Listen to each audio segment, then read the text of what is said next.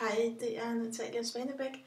Jeg vil vise dig, hvor nemt du kan få sådan en bar heroppe i toppen af din hjemmeside, hvor du kan gøre opmærksom på din e-bog eller et eller andet.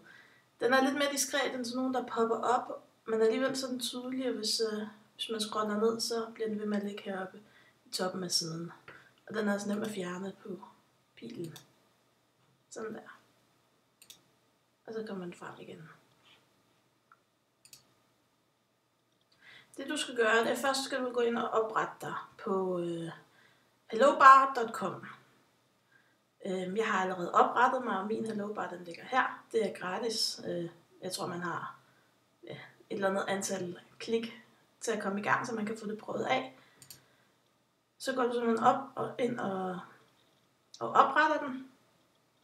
Her er den tekst, det er den der står her.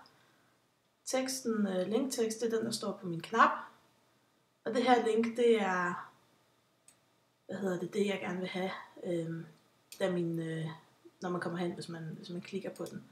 Når man klikker på min, så kommer man hen på den her side, hvor man kan melde sig til mit nyhedsbrev.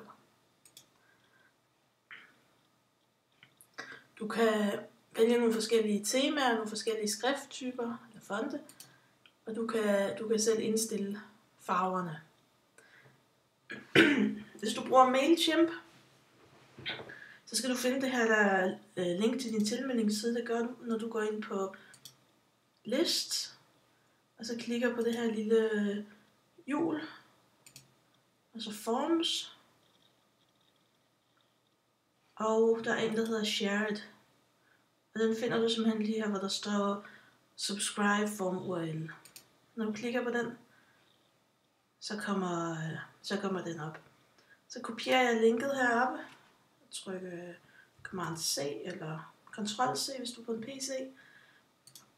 Og så copy-paster ind her.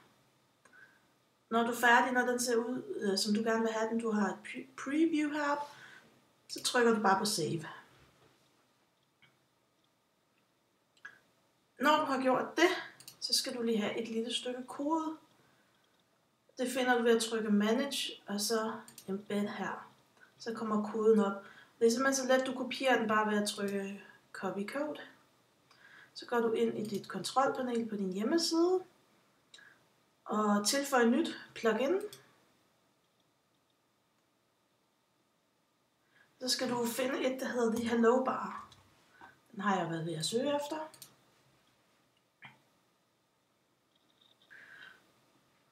Så installerer du den og aktiverer den, og du kan se, at jeg har allerede installeret den. Når du har aktiveret den, så ligger den hernede. Og det er simpelthen så enkelt. Her er det her stykke kode, som jeg har kopieret herfra. Det skal bare kopieres ind her.